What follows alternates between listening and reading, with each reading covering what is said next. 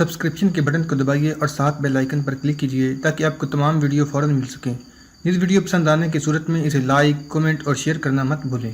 لڑائی شروع ہونے والی تھی کہ محمد بن قاسم کو پہلی مایوسی ہوئی۔ اس کی نظر داہر پر تھی، لیکن داہر کا ہاتھی اسے پیٹھ پر اٹھائے پیچھے جا رہا تھا۔ پہلے تو یہ سمجھا گیا کہ داہر جگہ بدل رہا ہے، لیکن وہ اپنے لشکر کے بہت پیچھے چلا گیا۔ اس کے بعد ہاتھیوں کو بھی فوج کے آگے سے ہٹا لیا گیا۔ ابن ثابت محمد بن قاسم نے سالار محرز بن ثابت کو حکم دیا، آگے بڑھو اور اللہ کا نام لے کر حملہ کرو۔ محرز کے سوار دستے سر پر دوڑے، ادھر سے بھی چند ایک دستے بڑھے۔ شدید اور خونریز تصادم ہوا۔ نقصان یہ ہوا کہ محرز بن ثابت پہلے حلے میں ہی شہید ہو گیا۔ خطرہ یہ تھا کہ دشمن کے ہاتھی چڑھ دوڑیں گے۔ محمد بن قاسم نے نفت اندازوں کو جو آگ والے تیر انداز تھے آگے کیا اور حکم دیا کہ وہ ہاتھیوں کو نشانہ بنائیں، لیکن داہر ہاتھیوں کو شاید فیصلہ کن حملے کے لیے محفوظ رکھنا چاہتا تھا۔ اس نے تمام ہاتھیوں کو پیچھے کر لیا۔ محرز شہید کے دستوں کو پیچھے ہٹا لیا گیا۔ اب سعید نے حملہ کیا۔ ایک بار پھر گمسان کا مارکا ہوا۔ راجہ داہر احتیاط سے اپنے دستوں کو احکام دے رہا تھا۔ اس نے سعید کے حملے کے جواب میں اپنا ایک سوار دستہ آگے بڑھایا، مگر محمد بن قاسم نے عطا بن مالک کیسی کو بر وقت آگے کر دیا۔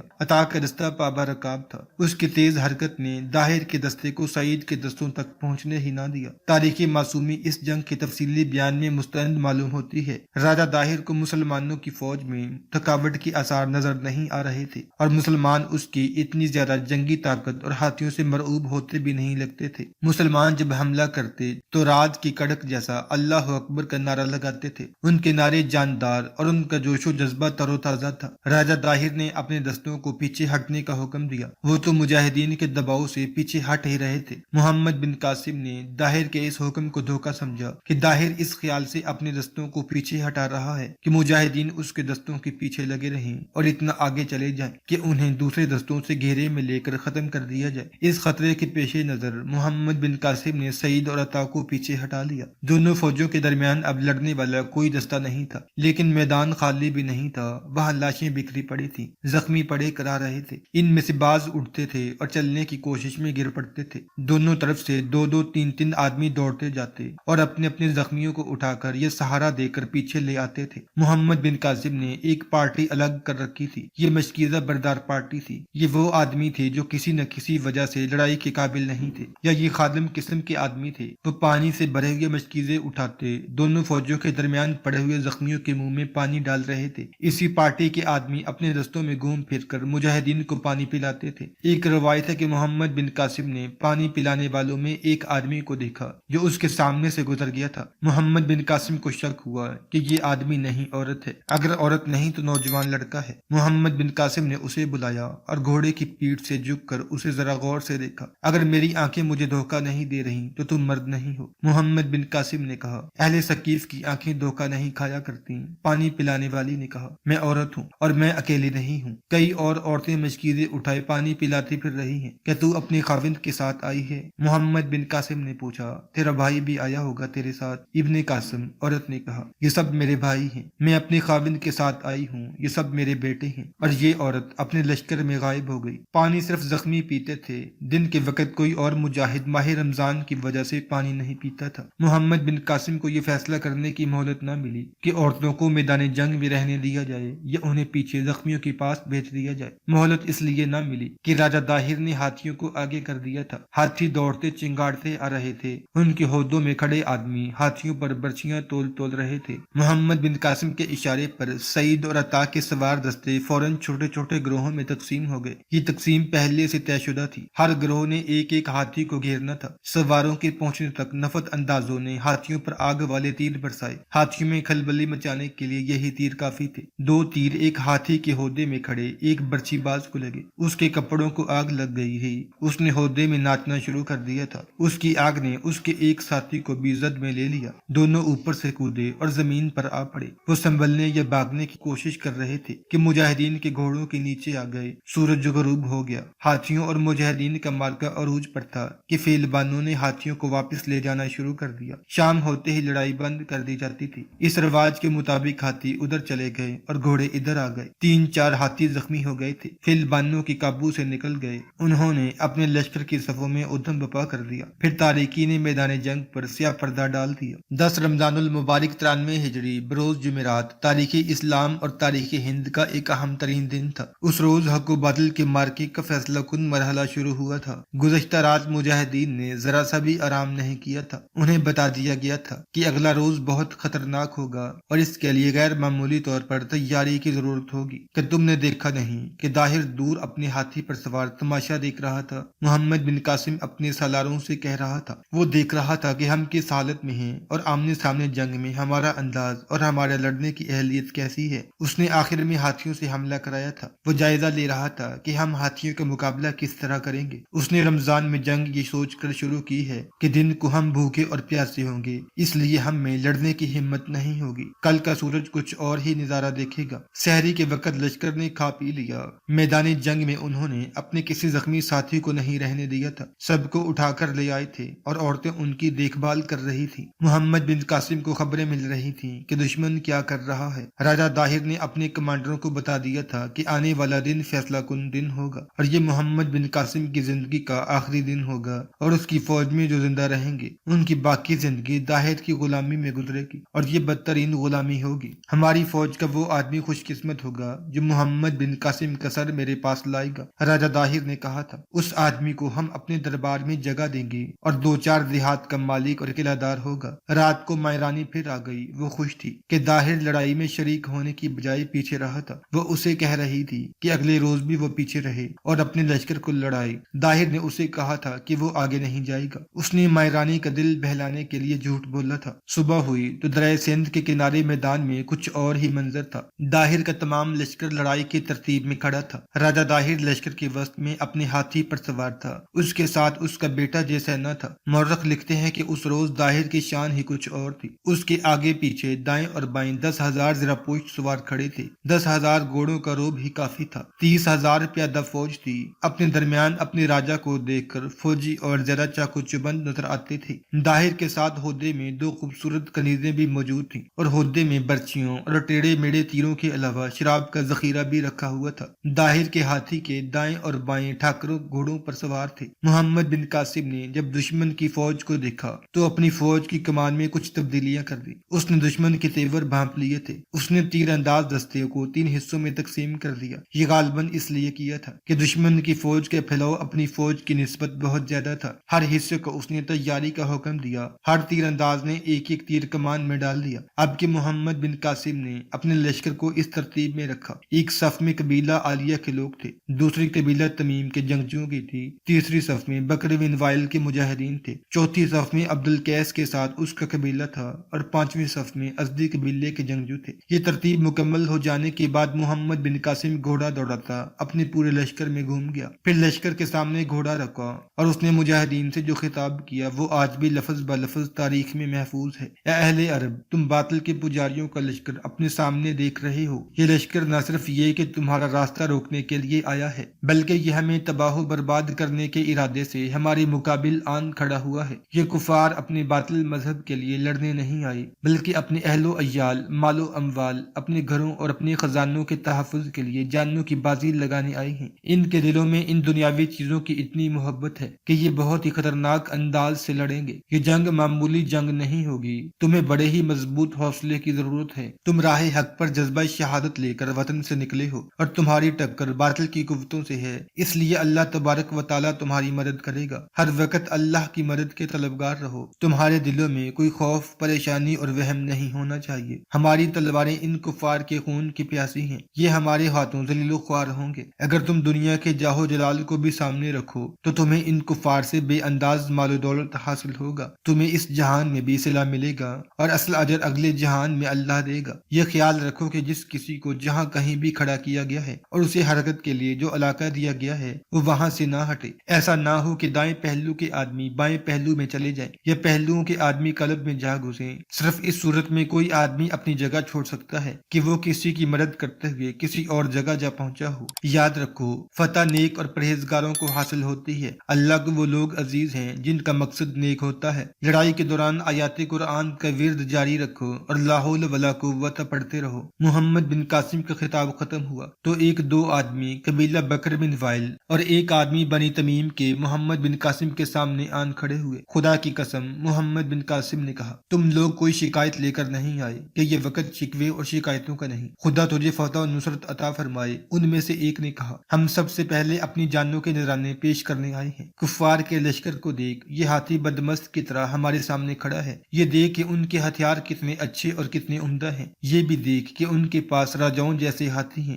دشمن کے چہروں کو دیکھ وہ اپنے ہاتھیوں، اپنی زرہوں پر کس قدر مسرور ہے کہ تو ہمیں اجازت نہیں دے گا کہ ہمارے قبیلے سب سے پہلے کفار پر حملہ کریں۔ خدا کی قسم تم مجھے عزیز ہو اے بنی تمیم، اے بنی بکر وائل۔ محمد بن قاسم نے کہا، مجھے اس میں کوئی شک نہیں کہ تم اپنی پوری طاقت اور ایمان کے جذبے سے کفار کا مقابلہ کرو گے۔ محمد بن قاسم اپنے لشکر سے مخاطب ہوا، اے اہل عرب، بنی تمیم اور بنی بکر بن وائل لڑائی کی بسم اللہ کرنے کو بےتاب ہیں۔ مجھے یقین ہے کہ تم سب انہی کی طرح دشمن پر ٹوٹ پڑنے کے لیے بےتاب اور بے قرار ہو۔ ان دونوں قبیلوں کے دستوں نے اللہ اکبر کا ایسا نعرہ لگایا کہ زمین و آسمان ہلتے ہوئے محسوس ہونے لگے۔ اس نعرے کے بعد تمام لشکر سے نعرے بلند ہونے شروع ہو گئے۔ اس کا یہ فائدہ ہوا کہ مجاہدین کے لشکر میں اگر کسی کے دل پر خوف و ہراس تھا تو وہ نکل گیا۔ گھوڑے ہنہنائے اور زمین پر سم مارنے لگے جیسے وہ بھی لڑائی کے لیے بےتاب ہو گئے ہوں۔ محمد بن قاسم نے ہاتھ بلند کر کے لشکر کو خاموش کرایا۔ اے اہل عرب، محمد بن قاسم نے کہا، خداوند تعالیٰ سے بخشش مانگو اور استغفار کرو۔ خداوند تعالیٰ نے مسلمانوں کو دو نعمتیں عطا کی ہیں، ایک رسول اکرم صلی اللہ علیہ وسلم پر درود بھیجنا اور دوسری نعمت یہ کہ اللہ توبہ و استغفار کو قبول کرتا ہے۔ اگر دل مضبوط رکھو گے تو خداوند تعالیٰ تمہیں دشمن پر غالب کرے گا۔ محمد بن قاسم نے گھوڑے کو ایڑ لگائی اور دونوں فوجوں کے درمیان جا گھوڑا روکا۔ سلیمان اور ابو فیضہ تشری، محمد بن قاسم نے بڑی بلند آواز سے حکم دیا، اپنے ساتھ 40 سوار لے کر دشمن کے سامنے جاؤ اور دشمن کو للکارو۔ یہ اس زمانے کی جنگوں کا دستور تھا کہ پورے لشکر کے تصادم سے پہلے اسی طرح چند آدمیوں کی جیش آگے بھیج کر مقابلہ کرایا جاتا تھا۔ ابو فیضہ تشری غلام ہوا کرتا تھا لیکن تھوڑا ہی عرصہ پہلے اسے آزاد کر دیا گیا۔ اس نے سلیمان اور 40 چنے ہوئے سواروں کو ساتھ لیا اور یہ سب مجاہدین نعرے لگاتے ہوئے بڑی تیزی سے دشمن کی طرف بڑھے۔ راجہ داہر نے اپنے 2-3 سواروں کو کچھ نفری دے کر مسلمانوں کے خلاف جیش کے مقابلے کے لیے آگے بھیجا۔ داہر خود بھی اپنے ہاتھی پر سوار ہو کر مسلمانوں کے خلاف جیش کے مقابلے کے لیے آگے بڑھا۔ مسلمانوں کے سالار نے دھماکے کی طرح نعرہ تکبیر بلند کیا تو ایک طرف ہاتھی سواروں نے باطل کا نعرہ لگایا، جیش کے 40 سواروں نے دو بدو مارکے کی بجائے ایسی چال چلی کہ گھوم کر دشمن کے سواروں کے عقب میں چلے گئے۔ ایک طرف سے ابو فضا نے اور دوسرے پہلو سے سلیمان نے اکیلے اتنا تیز حملہ کیا کہ کوئی ان کے سامنے آیا وہ ان کی تلواروں سے کٹ کر گرا، تڑپا اور مرا۔ مجاہدین نہایت پھرتی سے ایسی چال چل گئے تھے کہ ظاہر کے سوار بکھلا گئے، اس کے کئی سوار گر چکے تھے، باقی جو بچے وہ بھاگ کر اپنے لشکر میں جا گھسے۔ ابو فضا میدان میں گھوڑا دوڑاتا دشمن کو للکار رہا تھا۔ داہر نے سواروں کا ایک اور جیش جس میں 2-3 ٹھاکر بھی تھے آگے کیا۔ ابو فضا صحیح معنوں میں آسمانی بجلی بنا ہوا تھا۔ اس نے داہر کے سواروں کو سنبھلنے یعنی لڑائی کی پوزیشن میں آنے کی مہلت ہی نہ دی اور وہ ان پر ٹوٹ پڑا۔ اس جارحانہ قیادت کا اس کے سواروں پر ایسا اثر ہوا کہ وہ آگ کے گولے بن گئے۔ ابو فضا کے ساتھ سلیمان بھی تھا، اس کی پھرتی بھی کچھ کم نہ تھی، لیکن ابو فضا کی بے خوفی بے مثال تھی۔ داہر کے اس سوار جیش کا انجام وہی ہوا جو پہلے جیش کا ہوا تھا۔ اب کہ داہر نے تیسرا سوار جیش آگے کیا جس کی نفری خاصی زیادہ تھی، تاریخ میں یہ اعداد و شمار نہیں ملتے کہ ان 40 مسلمان سواروں میں سے کتنے زخمی اور شہید ہوئے۔ البتہ یہ بالکل واضح ہے کہ یہی سوار ظاہر کے تینوں سوار جیشوں سے لڑے اور انہوں نے دشمن کے تیسرے جیش کو بھی پہلے جیشوں کی طرح کاٹا اور جو بچ نکلے وہ بھاگ کر اپنے لشکر میں جا گھسے۔ مسلمانوں کے صفوں میں داد و تحسین اور فتح و نصرت کے نعرے بلند ہونے لگے۔ یہ تو گھٹاؤں کی گرج اور بجلی کی کڑک تھی۔ دشمن کے سپاہ پر ان کے نعروں کا اور اپنے سواروں کے 3 جیشوں کے انجام کا نفسیاتی اثر ضرور پڑا ہوگا۔ ابو فضا داہر کے لشکر کے قریب جا کر للکار رہا تھا، وہ گھوڑا دوڑاتا اور دشمن کو للکارتا تھا۔ ابو فضا نے داہر کے سواروں کی بکھری ہوئی لاشوں کی طرف اشارہ کر کے کہا، اپنے ان مردوں کو اٹھانے آؤ،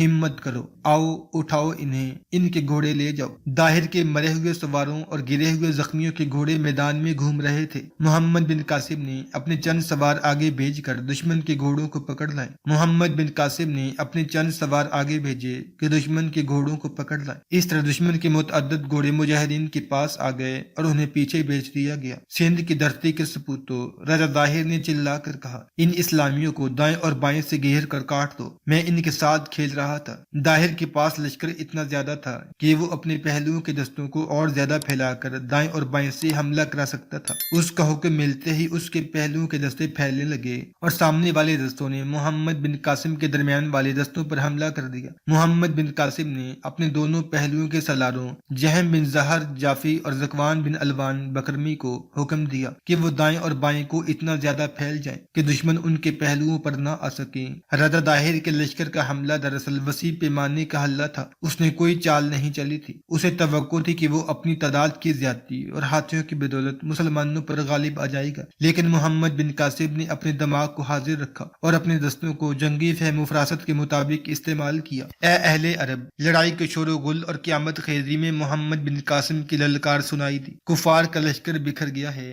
اس کی کوئی ترتیب نہیں رہی، انہیں چن چن کر ختم کرو۔ اپنے سپہ سالار کی للکار سن کر مجاہدین میں نیا حوصلہ اور ولولہ پیدا ہو گیا۔ انہوں نے اپنی صفوں میں انتشار پیدا نہ ہونے دیا۔ سالاروں نے دشمن کی بے ترتیبی سے فائدہ اٹھایا، دشمن کو ذرا بھی کوئی فائدہ نہ دے سکی۔ مجاہدین نے پہلوؤں کے دستے سے اتنے زیادہ باہر کو نکال دیے کہ آسانی سے دشمن کے پہلوؤں سے آگے چلے گئے اور اس کی منتشر اور بے ترتیب سپہ پر حلہ بول دیا۔ جن مورخوں نے اس مارکے کی تفصیلات لکھی ہیں وہ متفقہ طور پر بیان کرتے ہیں کہ راجہ ظاہر نے بولے پن کی کیفیت میں یہ حملہ کرایا تھا۔ اس کا لشکر سوار اور پیادہ بری طرح کٹنے اور مجاہدین کی برچیوں سے چھلنی ہونے لگا تھا۔ اس ابتر کیفیت میں ظاہر اپنے ہاتھیوں کو صحیح اور کارگر طریقے سے استعمال نہ کر سکا۔ ہاتھیوں کے آگے اس کے اپنے ہی گھڑ سوار آ جاتے تھے اور ان کے لیے رکاوٹ بنتے تھے۔ پھر ایسے ہوا کہ ظاہر کا لشکر پسپا ہونے لگا۔ یہ صورتحال ظاہر کے لیے قطعاً ناقابل برداشت تھی۔ وہ بہت پیچھے تھا اور اس نے محفوظہ میں زیادہ تعداد والے 2 سوار دستے رکھے ہوئے تھے۔ اس نے ان میں سے 400 سوار منتخب کیے اور انہیں اپنے ساتھ لے کر میدان جنگ میں داخل ہوا۔ سوار ذرا پوش تھے، ان کے پاس تلواریں اور لمبی برچیاں تھیں اور ان کے پاس ڈھالیں بھی تھیں۔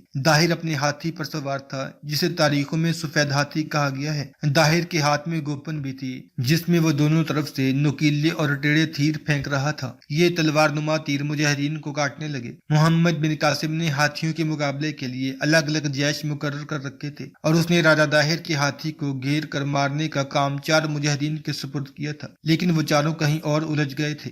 ظاہر کے 400 سواروں نے ظاہر کے ہاتھی کو اپنے حصار میں رکھا ہوا تھا۔ یہ کریگ ٹروپ تھا جو اپنے راجہ کے ساتھ ہونے کی وجہ سے غیر معمولی بہادری کے مظاہرے کر رہا تھا۔ مجاہدین کا جانی نقصان بڑھ گیا۔ میدان جنگ میں دشمن کی طرف سے اعلان ہونے لگے، مہاراج میدان میں آ گئے ہیں، مہاراج ہمارے ساتھ ہیں، مہاراج عرب کی فوج کو کاٹ رہے ہیں۔ ہندو فوجیوں نے ظاہر کو میدان میں دیکھ لیا تھا، اس سے ان کے گرتے ہوئے حوصلے پھر تازہ ہو گئے۔ مجاہدین کو شدید مزاحمت کا سامنا ہونے لگا۔ اس صورتحال میں مجاہدین کی فوج کا سوار شجاع حبشی گھوڑا دوڑاتا محمد بن قاسم کے پاس آیا۔ سالار محترم، شجاع حبشی نے کہا، ظاہر اور اس کے ہاتھی کو زخمی کرنے تک میرے اوپر کھانا پینا اور سونا حرام ہے۔ میں ظاہر کا سر کاٹ کر لاؤں گا یا شہید ہو جاؤں گا۔ اس نے پرواہ ہی نہیں کی کہ اس کا سالار کیا کہتا ہے۔ اس نے گھوڑے کو ایڑ لگائی اور اس قیامت خیز مارکے میں گم ہو گیا۔ محمد بن قاسم کے سواروں نے ظاہر کے ان 400 سواروں کا مقابلہ شروع کر دیا۔ شجاع حبشی کو ظاہر کے ہاتھی تک پہنچنے کا موقع مل گیا، لیکن اس کا گھوڑا ہاتھی کو دیکھ کر بدک گیا۔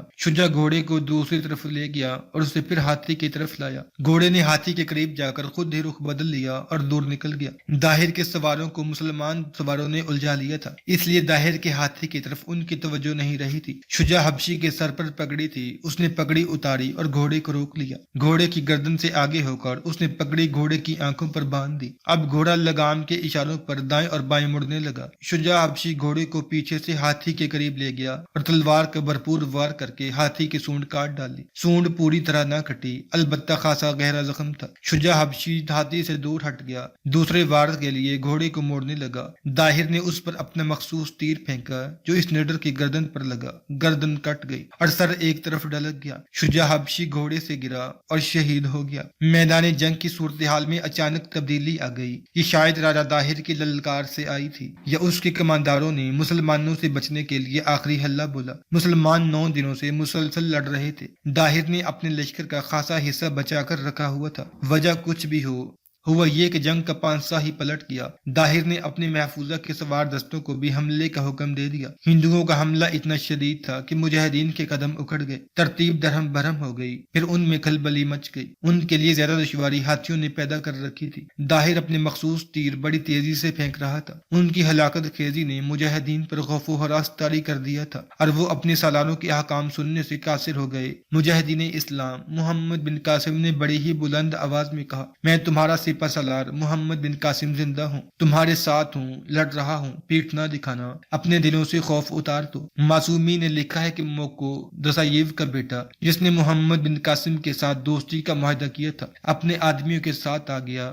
موکو کو معلوم تھا کہ داہر نے مسلمانوں کو شکست دے دی تو اسے گرفتار کر کے قتل کرا دے گا۔ اس کی نجات کا ایک ہی راستہ تھا کہ مسلمانوں کی مدد کرے۔ محمد بن قاسم تو بہت ہی پریشان ہو گیا تھا۔ اس نے موکو کو دیکھا تو اس کے دل کو سہارا ملا۔ وہ ایک بار پھر اپنے لشکر کو للکارنے لگا، میرے سالاروں، سب کا حوصلہ بڑھاؤ۔ اس پکار اور للکار کا کچھ اثر ہوا۔ مسلمانوں کو کمک تو کہیں سے بھی مل نہیں سکتی تھی، لیکن موکو اپنے علاقے کے بہت سے آدمی لے کر آ گیا تو یہی کمک کافی تھی۔ محمد بن قاسم اور دوسرے سالاروں نے مجاہدین کو یکجا کرنا شروع کر دیا اور انہیں ذرا پیچھے لے آئے، زوردار حملے کا حکم دیا اور موکو بھی اپنے آدمیوں کے ساتھ اس حملے میں شامل ہو گیا۔ ہندوؤں نے جم کر مقابلہ کیا لیکن زیادہ دیر جم نہ سکے۔ لڑائی بہت ہی خونریز تھی۔ محمد بن قاسم نے اپنے سالاروں وغیرہ سے کہہ دیا تھا کہ اگر ہندو فوج بھاگی تو اس کے سامنے پورا ملک ہند ہے، جہاں بھی جائیں گے انہیں پناہ مل جائے گی اور مدد بھی، لیکن ہمیں سوائے موت کی کوئی بھی پناہ نہیں دے گا، سارا ملک کفار کا ہے۔ چنانچہ مسلمانوں نے آخر میں جو حلہ بولا وہ زندگی اور موت کا مارکا تھا۔ یہ مارکا جیتنے کے لیے محمد بن قاسم نے وہ ہتھیار بھی استعمال کیا جو میدان جنگ میں اور خاص طور پر گمسان کی لڑائی میں استعمال نہیں کیا جاتا تھا، نہ استعمال ہو سکتا تھا۔ یہ ہتھیار منجنیق تھا،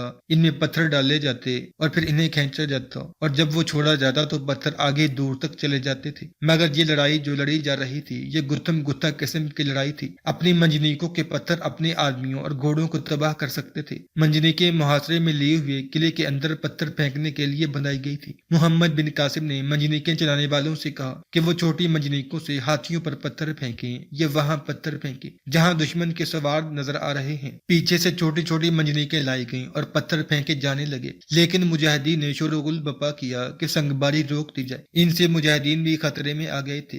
ابن حوکل ایک مورخ ہے جس نے لکھا ہے کہ محمد بن قاسم کو جلد ہی اپنی غلطی کا احساس ہو گیا اور اس نے سوچا کہ تمام ہدف متحرک ہیں اور حرکت بھی اتنی تیز ہے کہ پتھر چھوڑتے چھوڑتے اصل ہدف نکل جاتا ہے اور اپنے آدمی زد میں آ جاتے ہیں۔ سنگ باری ساکن ہدف پر کی جاتی تھی۔ محمد بن قاسم نے سنگ باری روک دی، لیکن جو پتھر پھینکے جا چکے تھے ان سے ہندوؤں میں خوف و ہراس طاری ہو گیا۔ پتھروں کی زد میں خواہ مجاہدین ہی آئے لیکن ہندوؤں کے لیے منجنیق دہشت ناک چیز تھی۔ ڈیبل کمندر ایک منجنیق نے ہی توڑا تھا۔ اب اروڑ کے میدان میں منجنیقوں نے دشمن کو نفسیاتی نقصان پہنچایا۔ سنگ باری رکنے کے باوجود راجہ داہر کا لشکر خوفزدہ رہا۔ متعدد ہاتھی بری طرح زخمی ہو کر بے قابو ہو گئے تھے۔ وہ چیختے چنگاڑتے پھرتے تھے۔ ان کے لیے اپنے اور پرائی کی پہچان ختم ہو گئی تھی۔ ابھی کئی ہاتھی صحیح سلامت تھے۔ محمد بن قاسم نے ان پر آگ کے تیر چلانے کا حکم دیا۔ تیر اندازوں نے آگ برسانے شروع کی تو کئی ایک ہاتھیوں کے ہودے جل اٹھے۔ ان میں سے آدمی اور مہاوت بھی کود آئے۔ مجاہدین نے ان ہاتھیوں کو تلواروں اور برچیوں سے کاٹا۔